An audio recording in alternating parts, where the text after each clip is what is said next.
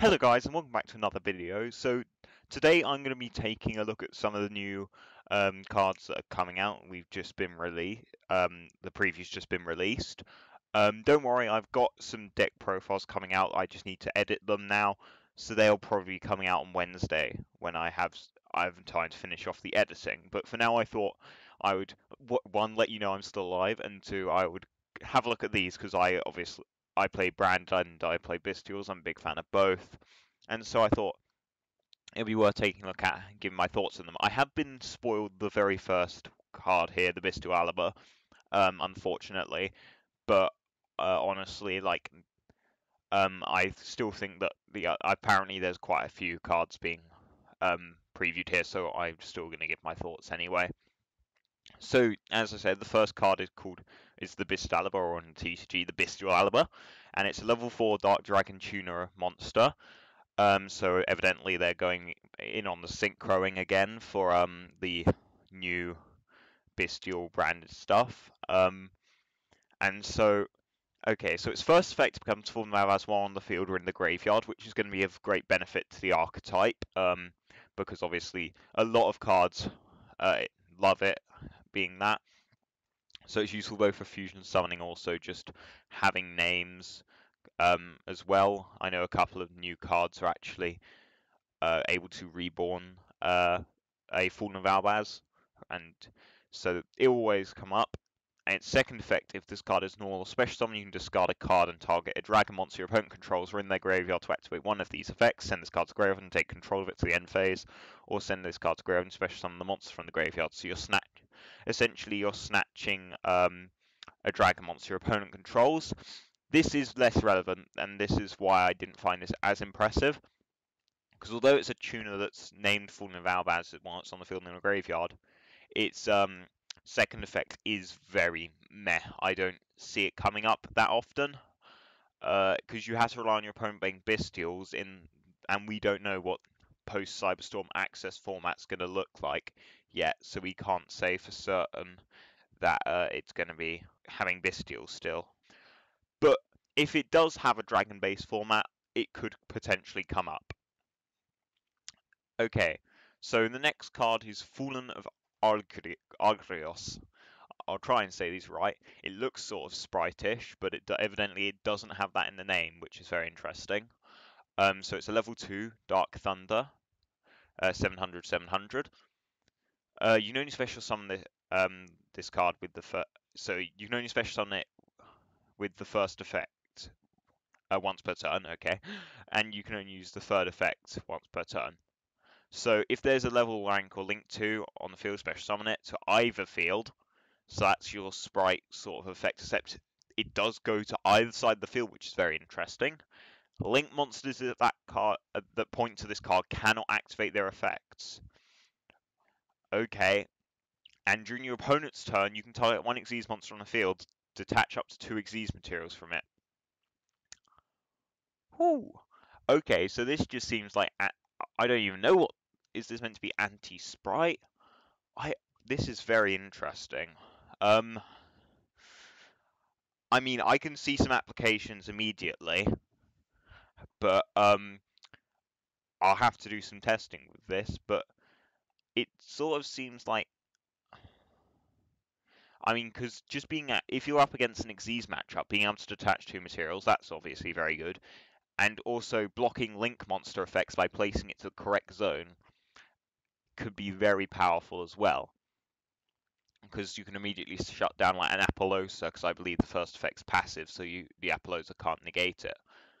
So I think that's very interesting. So I think you could probably see this being played in Sprite quite easily, as long as you don't manage to mess up the zones yourself. So actually, this seems pretty neat. I don't know how competitively viable it'll be, but I can definitely see applications. Okay, so next is Icejade Agerine Ran. Forgive me if I pronounce any of this wrong, I'm not great with it. Level 7 Water Tuner Effect Monster. Water Aqua Tuner Effect Monster. Attack 15, Defense 25. You can only use the first effect of its name once per turn. You can discard one other Icejade card or water monster to summon it from your hand. Then you summon an Icejade token, which is a 3 Aqua Water non-tuner. And while that token's in the monster zone, the player who summoned it cannot special summon the extra except waters. And then this card's name becomes Icejade Note Aeon Cradle, while it's equipped with an equipped card. God, I hate names. So this seems like long one. I'm sure it links to it in the lore. I need to catch up on the lore. I mean, it does seem to be a free water synchro 10. Obviously, it's not quite as good as long runs lock into just synchros, but it's still very useful. So I don't know whether there's going to be any more Icejade support cards that are like this, because if they do, then I can definitely see this being good. On its own, it could be used in water decks potentially as a free Synchro 10, or just extra body to actually, to be honest, like link material or something. Obviously, Icejade itself isn't a very competitive archetype, but it still seems very good just as an individual card. I can definitely see it being teched into water decks unless I'm missing something. But yeah, I don't know the link with the Cenote Enion Cradle. So if anyone could let me know what that significance is in the comments, that would be greatly appreciated. But yeah, because that might make it better or worse, I don't know. Okay, so next is Guiding Quem the Virtuous, level 4 light spellcaster tuner effect monster. The similarity, shocking. 1500, 1500. Always treated as a Dogmatica and a Despia card. That's very interesting. That seems very good. So that means it can be searched off of like branded opening. It can also be searched with like any of the Dogmatica cards. Obviously, you're not going to really be doing that because they lock you into out of the extra deck. If it's normal special summon, you can send one Fallen Valbaz or one card that mentions it from your deck to the graveyard.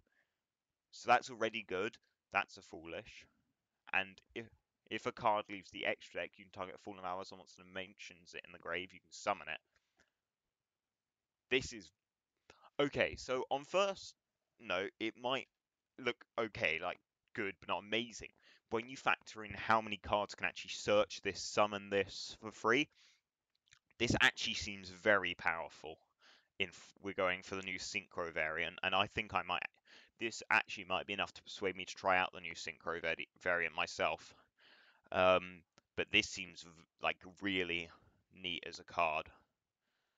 Yeah, just like because you can use this Foolish to start plussing in the deck, because obviously a lot of cards that like to be Foolish in the Branded and Fallen Valbaz archetype allow you to plus, because you used to do it with Albion the Shrouded Dragon.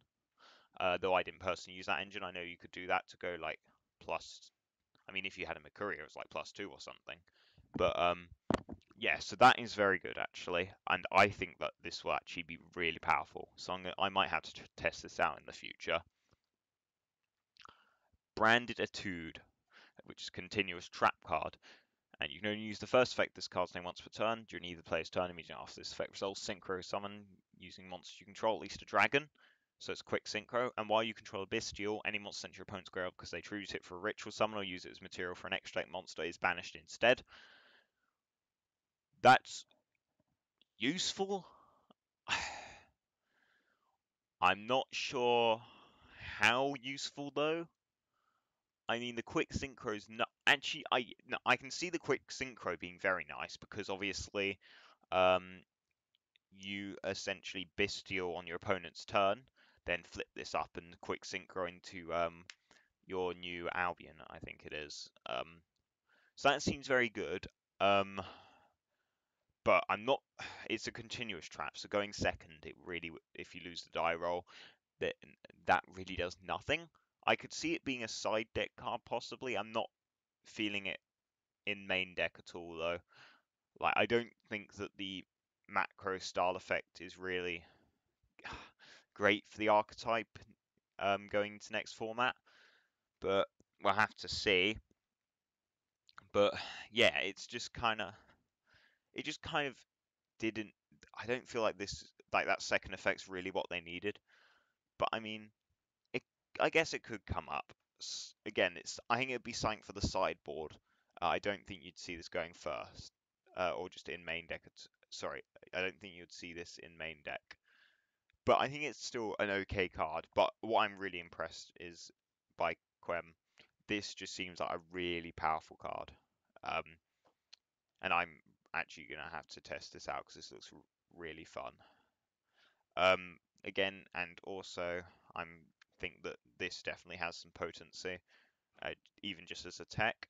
I'm not sure how Fallen of Ardgrios will do, but